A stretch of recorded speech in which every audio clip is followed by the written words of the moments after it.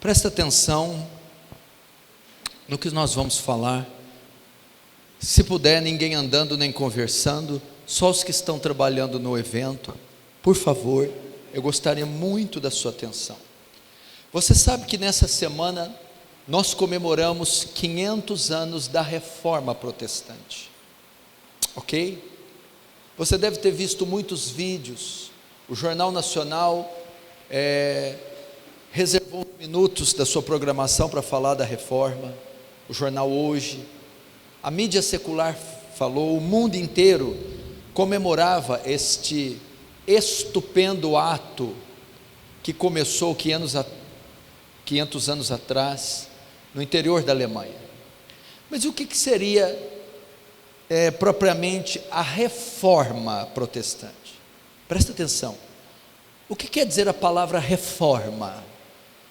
Trazer de novo a forma. Por que deve acontecer uma reforma? Uma reforma só acontece onde houve uma deforma. O que é uma deforma? Perder a forma. E alguma coisa só perde a forma, só ocorre uma deforma quando se há uma forma. O que é uma forma? A igreja, inaugurada por Jesus, pelo Espírito Santo em Atos 2, começa a tomar a sua forma. Ela nasce em Atos 2, cresce com a doutrina dos apóstolos, com as cartas de Paulo, ela vai fundar sua teologia. A igreja então toma a sua forma, e a sua forma doutrinária, ela é fundada sobre a pedra angular Cristo, e sobre o fundamento dos apóstolos, a justificação pela fé, a mediação somente de Cristo, a salvação pela graça, forma. Agora no século IV, com a conversão de Constantino em 313, ela vai começar a perder a sua forma. No século VII, é instaurado o papado romano. Então ela vai ocorrer uma deforma. O ápice é o século XII, período das trevas, que vai ter a sua maior convergência no século XVI, com o Papa Leão X, que ele proclama a venda das indulgências. Ou seja, você só poderia entrar no céu mediante a compra de um documento assinado pelo Papa com o nome de indulgência. Você tinha o perdão do pecado mediante a compra de um documento. Lutero, inspirado por Deus, vai até as Escrituras, a carta aos Romanos, capítulo 1, verso 16, de fé em fé, como está escrito, o justo viverá pela fé. Nele, no Evangelho, se encontra a justiça de Deus. Com essa leitura, a conversão de Lutero, que então vai afixar na Catedral de Wittenberg as 95 teses contra a venda de indulgências contra a Igreja Católica. Deste ato enérgico de Lutero surge a reforma. A reforma é sintetizada em 5 pontos: sola Escritura, sola fide, sola gratia, solus Christus, soli Deo gloria. O que é a ideia da reforma? No que ela pode ser resumida? Trazer a igreja de volta para estar debaixo da autoridade das Escrituras. Então, reformar é trazer à igreja a sua forma, o seu fundamento, os seus princípios, que Cristo e os apóstolos e o Espírito Santo estabeleceu. 500 anos depois, apesar de ter ocorrido a reforma, é impressionante notar que 500 anos depois, a igreja novamente precisa de uma nova reforma, porque ela perdeu a sua forma. Isso que você vê aí fora não é a igreja de Cristo. Essas espeluncas com o título de igreja não são igrejas de Cristo.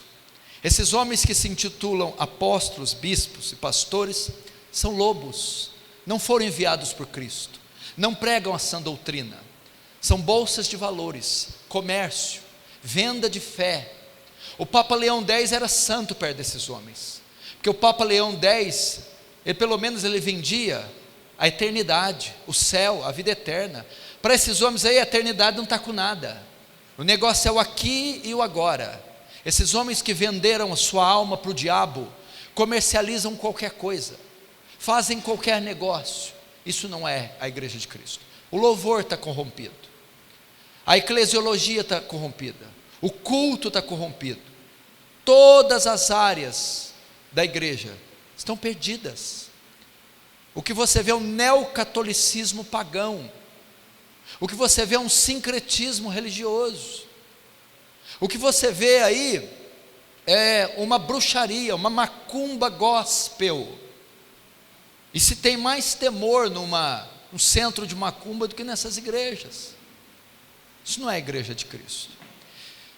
Mas se existe uma área que precisa de reforma, preste atenção, que aí agora eu vou pegar vocês. Eu gosto dessa turma que está na modinha da reforminha, do calvinismo, essa turminha que fica pensando que é João Batista, John Hus, Wycliffe, Lutero.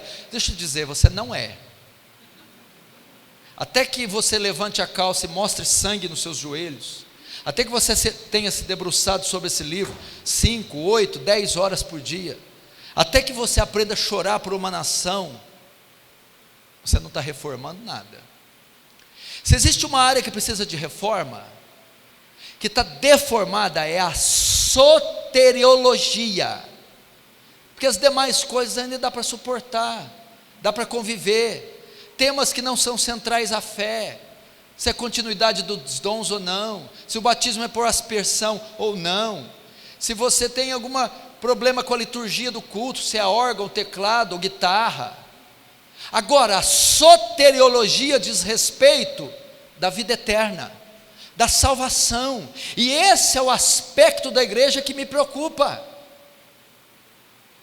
Esse é o aspecto que precisa de reforma, porque esse é o aspecto que interessa ao diabo. Não interessa ao diabo se a igreja tem teclado ou não, se tem ministério de dança ou não, não interessa ao diabo se tem pastorado feminino ou não, isso até ajuda ele. O que interessa é essa sua alma, estará nas mãos dele.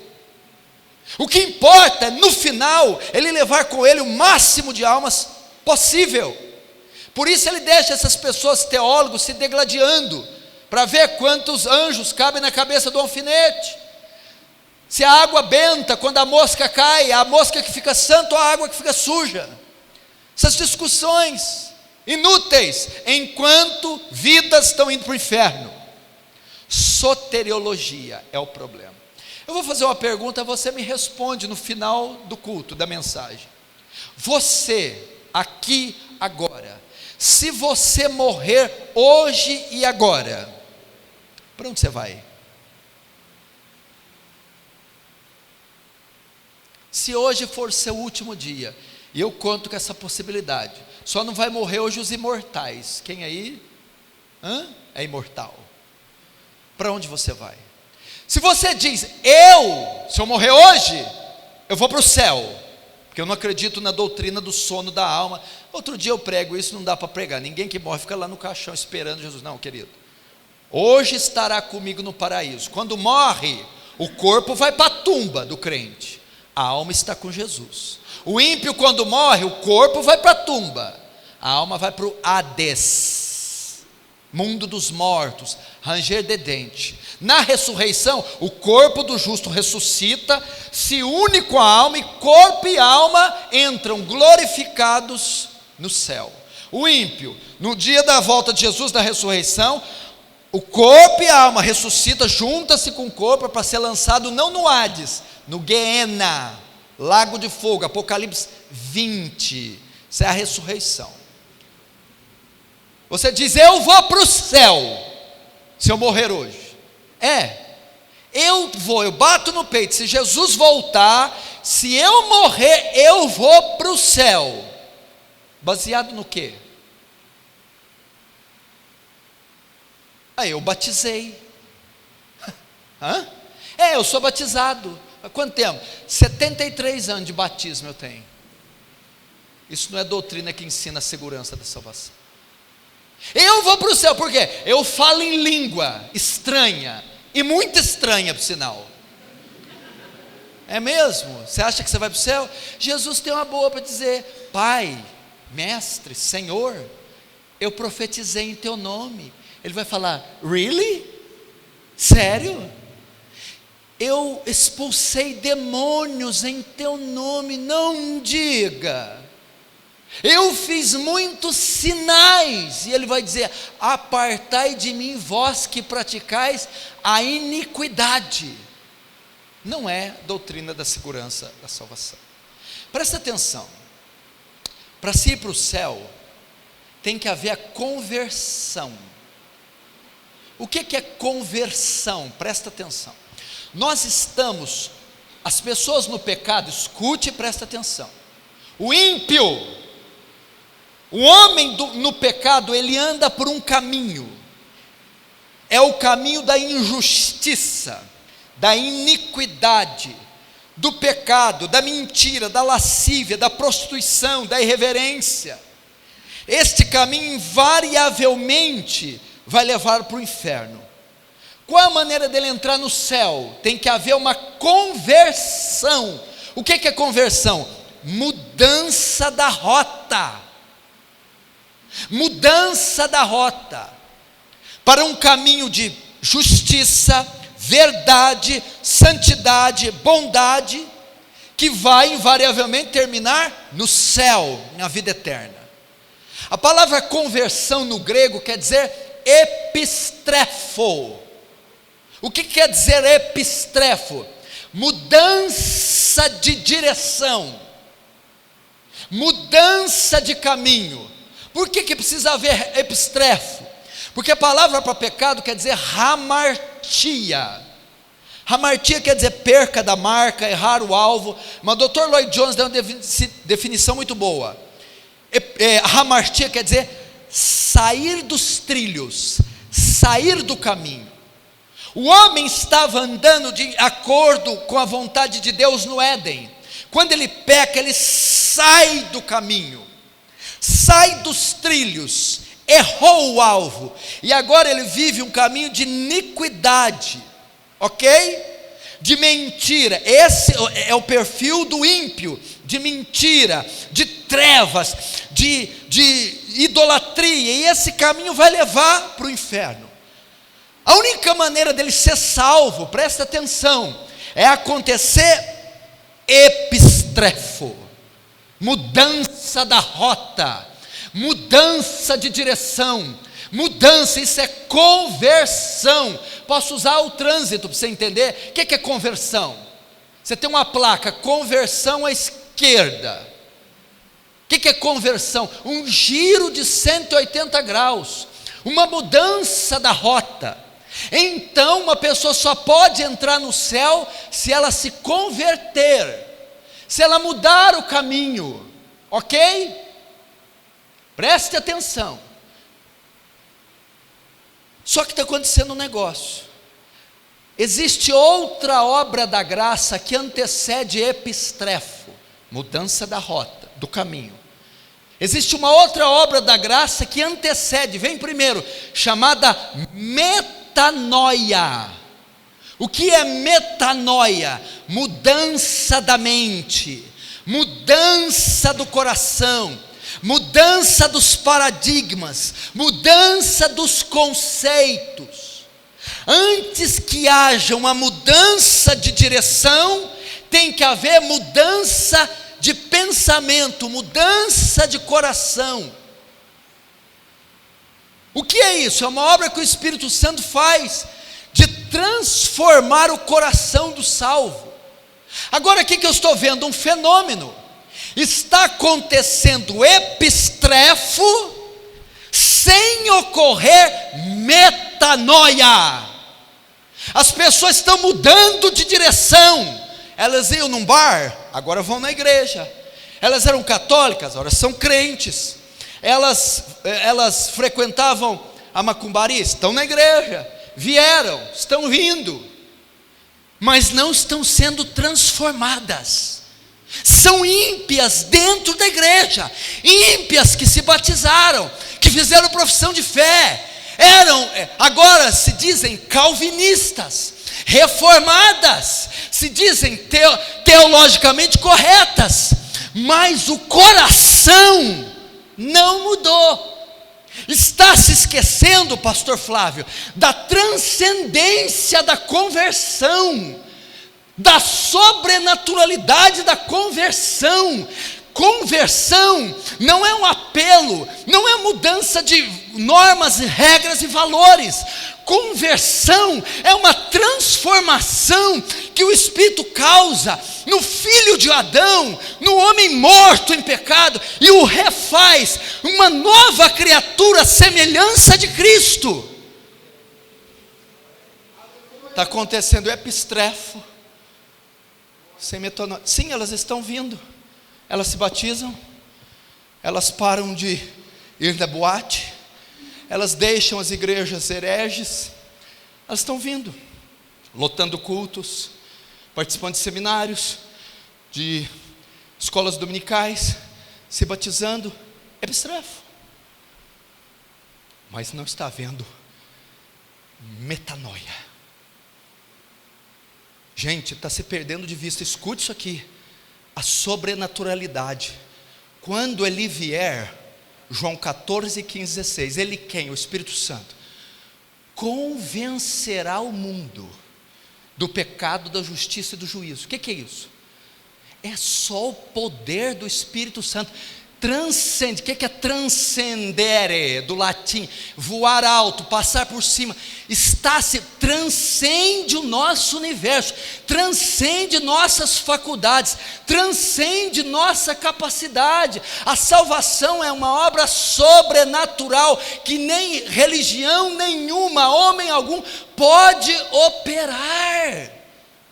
É a doutrina da segurança da salvação, que se chama regeneração. O que está em Cristo, conversão verdadeira, salvação verdadeira, nova criatura foi recriado, tem uma nova natureza. As coisas velhas passaram, velho homem, velha vida, e eis que tudo se fez novo. Eu temo que exista alguns aqui que tenham passado por epistrefo, mas não tenha passado por metanoia. Porque veja bem, o cara está andando pelo caminho da injustiça, não há por que ele dar a meia volta. Ele não está convencido que aquilo que ele está fazendo é mal. Não pode haver epistrefo, mudar o caminho, porque ele gosta da iniquidade, ele gosta da prostituição, ele gosta da mentira, ele gosta da injustiça, ele não vê problema algum nisso. Sem que haja metanoia, não vai haver epistrefo, na verdade. Agora, por que está acontecendo esse fenômeno, pastor Flávio? Por quê? Está acontecendo esse fenômeno? Epistrefos sem metanoia. Porque só tem uma coisa que produz metanoia, só tem um fator, não existe outro. A Bíblia é clara, só tem um fator, um elemento que produz metanoia no coração do pecador. Só existe a pregação clara, lúcida, fiel do Evangelho. É só o Evangelho, de sorte que a fé salvífica, vem, nasce, é produzida pelo ouvir, e o ouvir do Evangelho. Ou seja, só a conversão verdadeira, metanoia, para que depois haja epistrefos, quando o pecador, filho de Adão, que caminha no caminho da iniquidade, ouve a pregação do Evangelho. Tá, mas o senhor está dizendo qual é a causa do fenômeno? Ocorrer epistrefos sem metanoia. A isca que se está oferecendo para atrair o pecador não é o Evangelho. Se você colocar aqui campanhas de cura extraordinárias nas quintas, eles virão. prosperidade, eles virão. Imagina, ele está indo para o caminho de iniquidade, ó, perdição. Ei, na minha igreja cura, na minha igreja liberta, prospera. Você arruma um casamento, epistrefo. Ou, eu não vou deixar passar também, a pessoa está na heresia. Vem na nossa igreja, tem estudo bíblico, confissão de fé reformada, puritana, clássica, histórica, glamurosa, pomposa. É mesmo, isso dá status. Mas isso não é a pregação do evangelho. Você sabia, pastor Flávio? Aprende isso aqui. Puritanos, Jonathan Edwards, John Owen, Charles Spurgeon e agora recentemente Peter Masters, o pregador, que escreveu um excelente livro. Paul Washer recomenda ele, Médico de Almas, tem em português. Você quer aprender o que é o evangelho e como pregar? Médico de almas, Peter Masters. Se você ensinar todas as doutrinas bíblicas para a tua igreja, você não ensinou o evangelho. O evangelho não é todo o conselho de Deus. O evangelho é uma mensagem específica. Eu posso ensinar a doutrina da santificação, doutrina da eleição, doutrina da predestinação, doutrina da adoção. Eu posso ensinar a história da igreja, hermenêutica, e a minha igreja está cheia de bode. Por quê? Porque isso não é o evangelho. O evangelho é uma palavra específica. Quando Paulo usa o termo evangelion, é a boa notícia. Então é ela que produz metanoia. É a proclamação da vinda, morte, ressurreição, ascensão e exaltação de Cristo.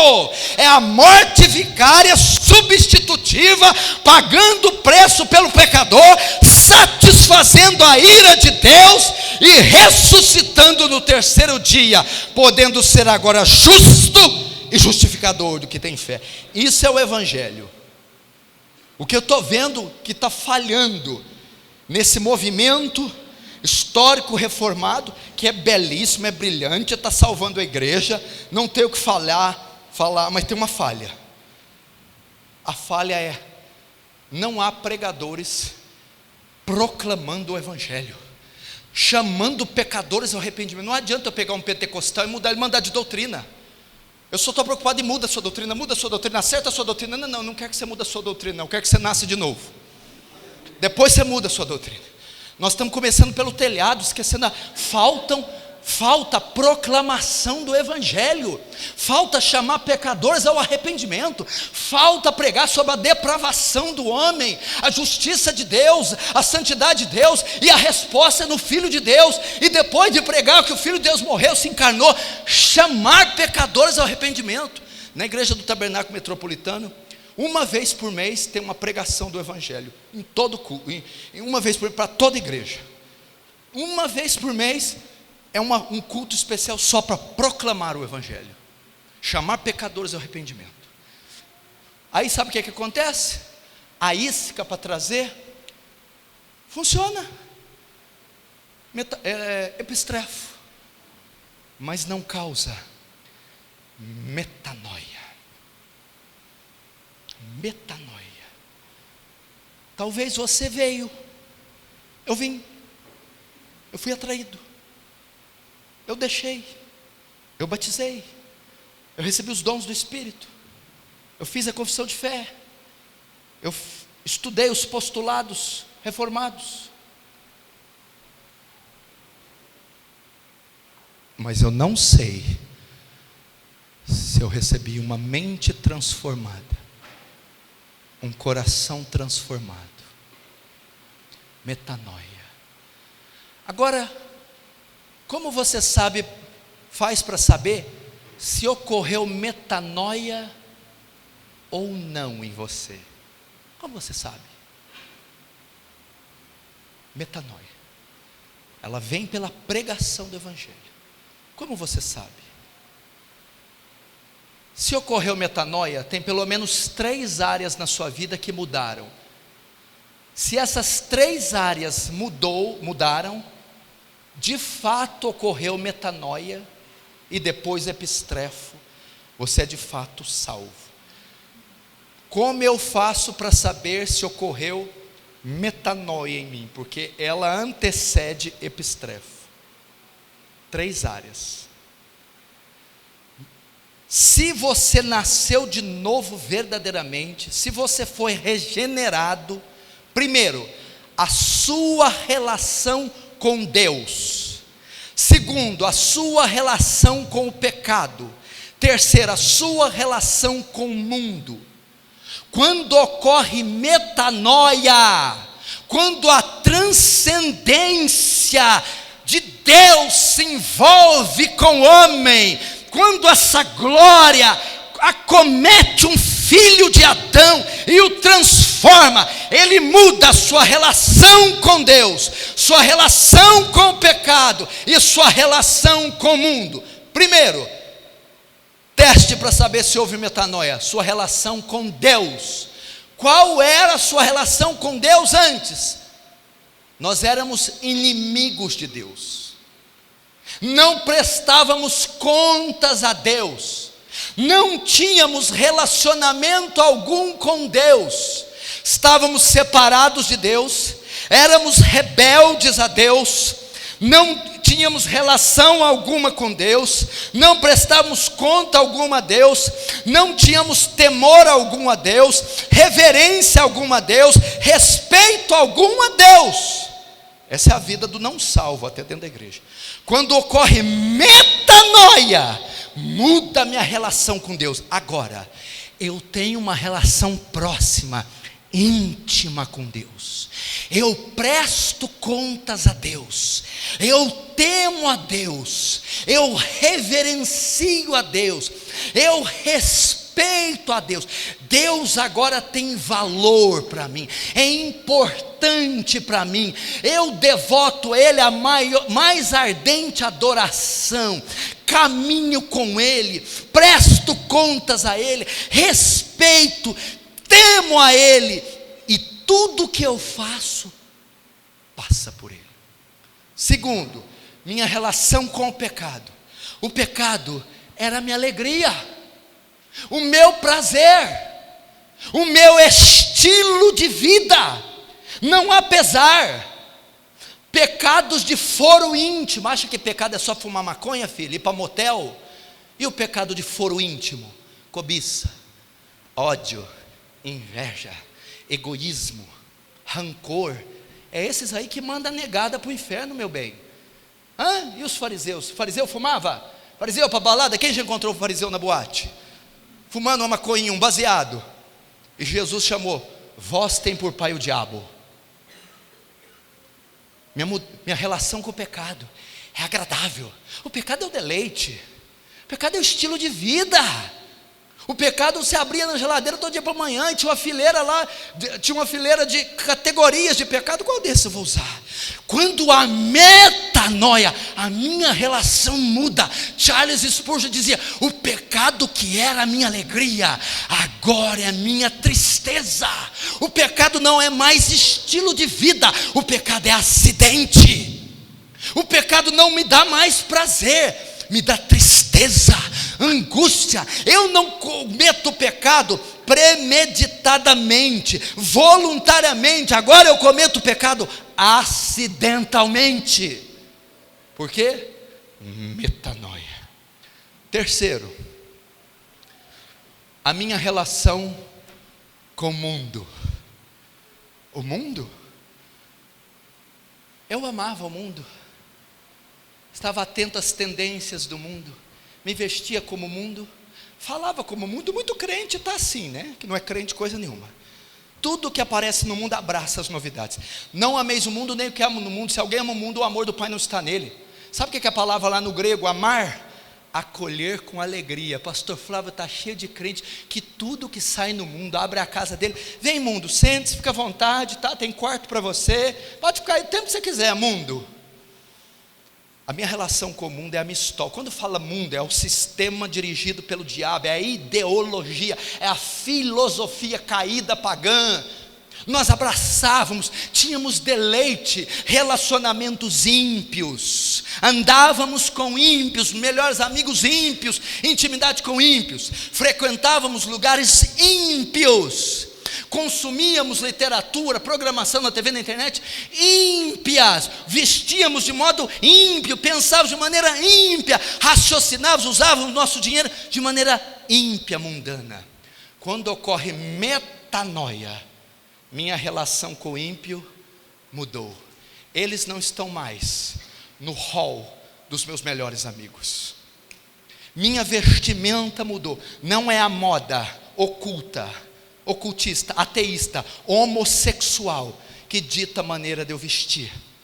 Eu não ouço qualquer coisa, eu não escuto, eu não vejo qualquer coisa. A minha relação mudou com o mundo. Eu não abraço mais as novidades. Eu preciso dele. Jesus disse: não peço que os tire do mundo, mas que os livre do mal. Estou ensinando nem o legalismo. Eu estou ensinando que nós agora não amamos o mundo. Aconteceu isso com você? Depois que eu vim para a fé, minha relação com Deus mudou. Ele é agora a minha pérola de grande valor. Ele é tudo para mim. Ele é tudo, quer comais, quer bebais, quer façais qualquer outra coisa, fazei tudo para a glória de Deus. Oh, meu irmão, mudou tua relação com o Senhor. Ele é tudo para você. Você o ama, o exalta. Você trabalha para o reino dele avançar, prega o santo evangelho dele. Você se importa com o que ele pensa da tua vida, do teu casamento, dos teus pensamentos. Segundo, a tua relação com o pecado. Meu irmão, você não pode comer lixo, comida de demônio todo dia. Você não tem mais alegria em uma vida imunda, pecaminosa. Ela foi sepultada com Cristo. O pecado agora é um acidente. E o mundo? Leonardo Ravenhill diz que nós temos que viver como uma raça diferente daqui. Se essas coisas não aconteceram, você não nasceu de novo. Olha só que fenômeno interessante, pastor. Se acontece epistrefos sem ocorrer metanoia, o giro não é de 180, o giro é de 360. Está indo para o mesmo lugar, pensando que está indo para o céu.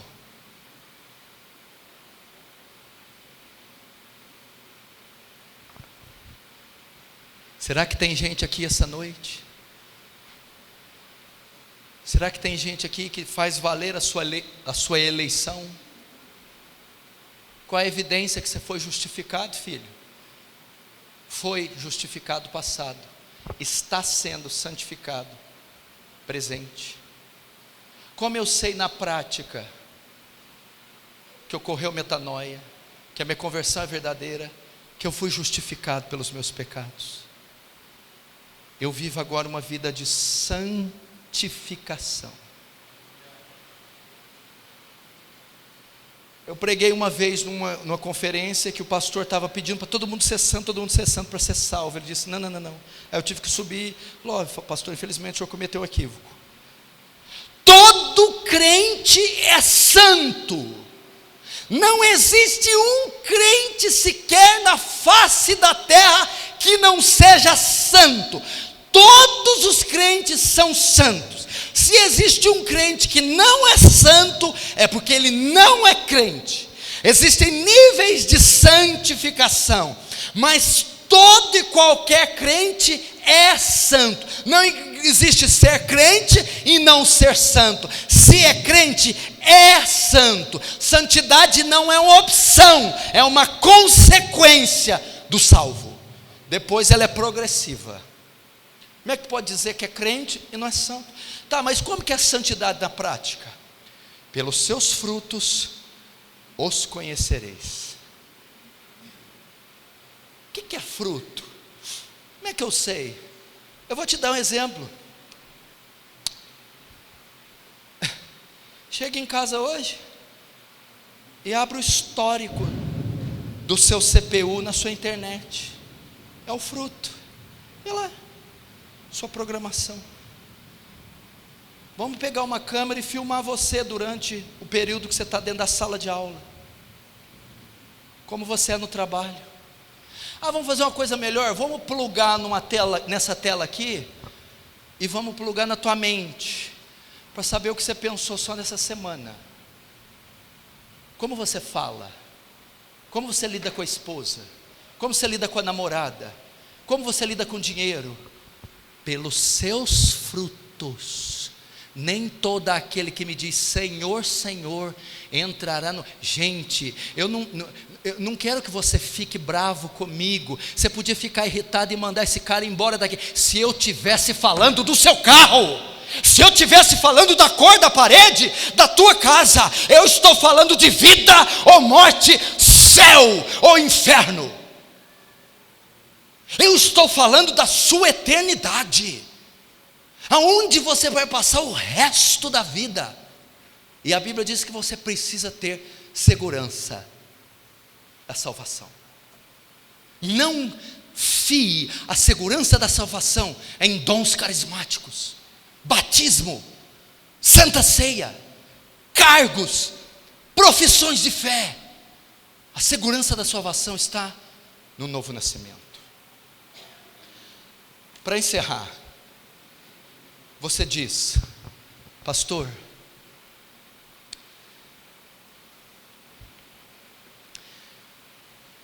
eu não sou salvo, não ocorreu metanoia. Eu sou sincero, eu não tenho os frutos necessários. O que eu devo fazer? Se alguém puder subir e tocar o teclado para mim. O que eu preciso fazer?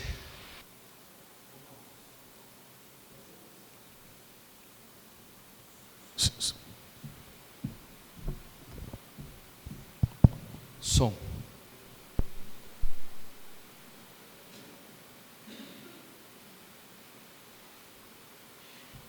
Som, agora sim. O que eu preciso fazer? Primeiro, só tem uma maneira de ir para o céu. Marcos 1, 14. O tempo está cumprido, bem baixinho. O reino de Deus está próximo. Arrependei-vos e credes.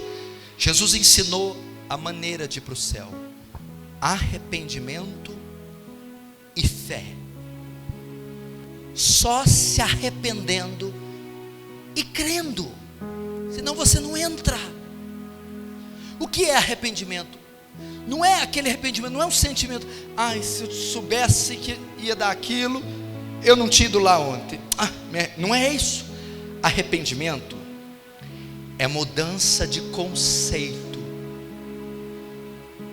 O conceito que eu tinha de casamento, o conceito que eu tinha de Deus, o conceito que eu tinha de mundo, o conceito que eu tinha de filhos, o conceito que eu tinha de pecado, eu mudei meus conceitos, eu mudei, a minha realidade é outra. Eu me arrependo da mulher que eu era, da esposa que eu era, do marido que eu era, do pai que eu era, do crente que eu era. Todo o conceito que eu tinha de vida, a minha cosmovisão mudou. Arrependimento. Você vai ver isso em Atos 9, que eu abri por causa disso, a conversão de Saulo. Saulo julgava que estava tudo certo, o seu universo era judaico, cria que Jesus era um impostor, que o caminho era uma seita, o cristianismo, e os cristãos inimigos. Quando ele converte na estrada de Damasco, todo o universo de Paulo mudou. Todo o conceito que ele tinha foi alterado. Arrependimento. É como se dissesse: eu estou fazendo tudo errado. Agora você entende por que tem que acontecer metanoia? Veja só: iniquidade, injustiça, prostituição, adultério, mentira, maldade, e eu gosto, não tem por que eu virar. Agora, quando eu estou andando no caminho, prostituição, iniquidade, mentira, e ocorre metanoia, iniquidade, mentira, lascívia, está tudo errado o que eu estou fazendo. Que vida mentirosa, desgraçada. Epistrefo.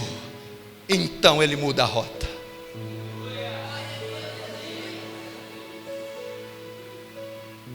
Segundo, fé. O que é fé? Vou ter fé no Senhor Jesus Cristo que vai curar meu caroço. Não é essa fé. Fé salvífica. É essa fé assim. Eu vi que eu não tenho condição nenhuma de ir para o céu, que minhas obras são trapos de imundícia, que tudo que eu mereço é o inferno, que não há mérito algum em mim para ser perdoado, mas eu lanço a minha esperança de salvação naquele madeiro, no que Cristo fez, na obra dele, morte, vida, ressurreição. Isso é fé, depositar sua confiança em Cristo. Quando você se arrepende e crê, lá no céu, no tribunal de Deus, é batido o martelo. Você é declarado legalmente justo. Seus pecados são apagados. Você é salvo, então você pode ouvir o hino e dizer: já não há condenação para aqueles que estão em Cristo Jesus. Que diremos, pois, diante dessas coisas? Se Deus é por nós, quem será contra nós? Aquele que nem mesmo o próprio Filho poupou, como não entregará junto conosco todas as coisas?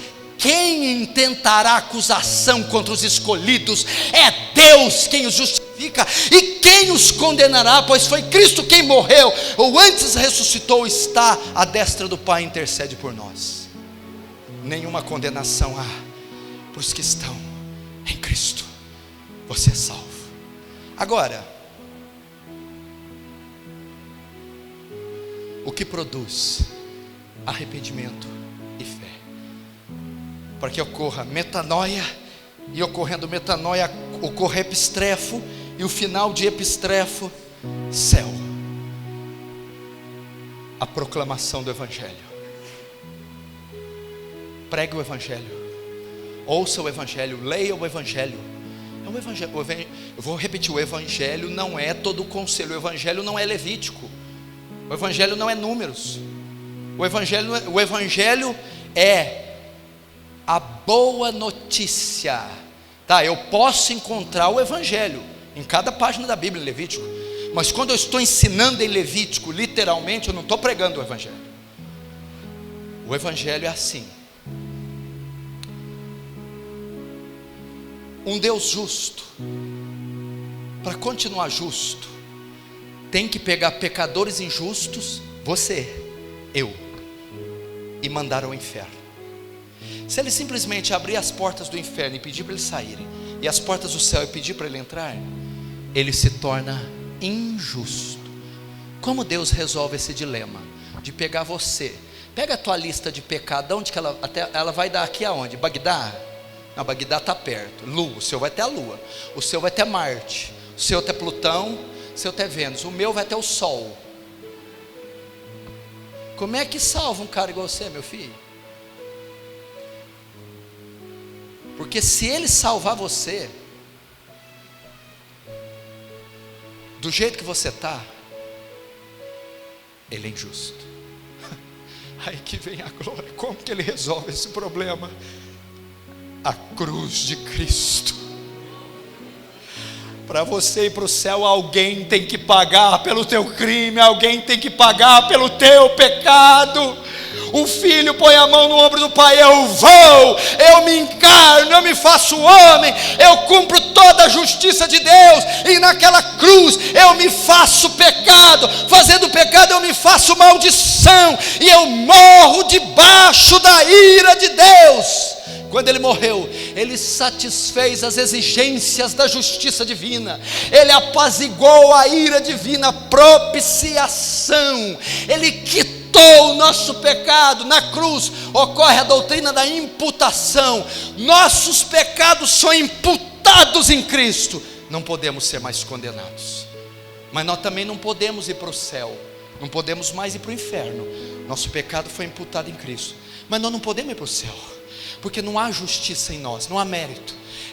O que ocorre na cruz é a doutrina da dupla imputação, de maneira que enquanto o nosso pecado é imputado sobre Cristo, a justiça de Cristo, por ter cumprido toda a lei de Moisés, é imputada sobre nós, é colocada na nossa conta. Agora nós podemos ir para o céu.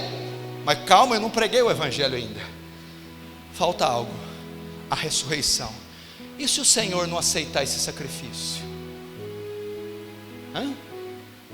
Jesus chega na cruz, tetelestai, era uma palavra grega que se usava nos contratos. Quando você tinha uma dívida e pagava ela, você recebia uma promissória, uma nota, escrito, carimbado, tetelestai, está quitado, completamente pago, você não me deve nada. Como eu sei que a minha dívida está quitada e Deus aceitou o sacrifício de Cristo? É que no terceiro dia a pedra do sepulcro rolou e Ele ressuscitou dos mortos, mostrando que Deus aceitou o seu sacrifício.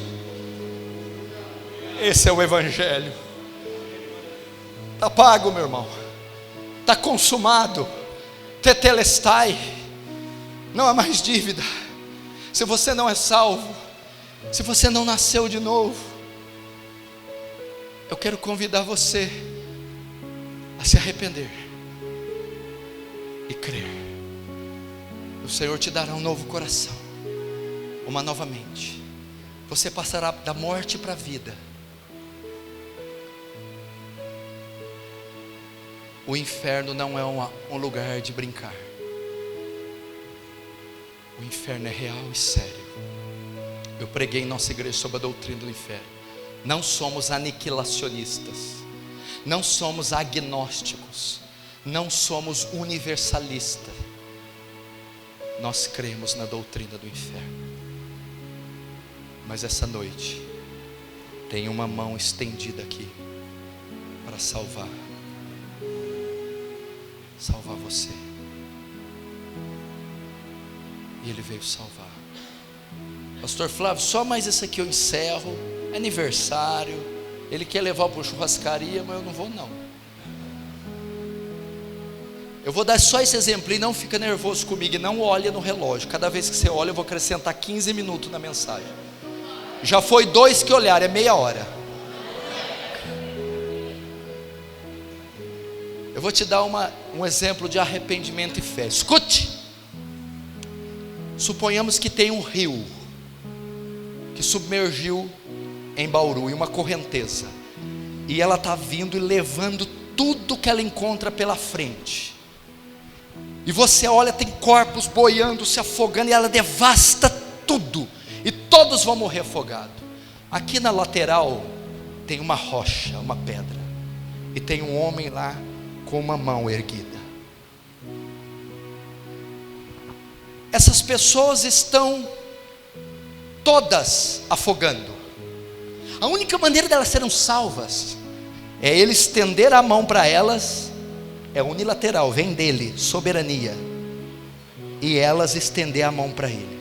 Só que tem um detalhe: elas, do afogamento, elas pegaram os seus pertences, e elas estão cheias de pertences na mão. A única maneira delas pegarem na mão é soltarem os pertences. Arrependimento. Elas estão afogando, morrendo, mas não querem largar os pertences. O pecado, a iniquidade. Solta o pecado e pega na mão dele. Segundo, fé. Qual outra maneira? Elas estão se afogando e a mão do Salvador está aqui. Só que existem galhos e margens, e elas querem tentar se salvar pelas obras, pelo próprio esforço nos galhos. Vão se afogar. Deixe os galhos as boas obras e pegue na mão dele. Arrependimento, deixar o pecado. Fé, deixar as obras.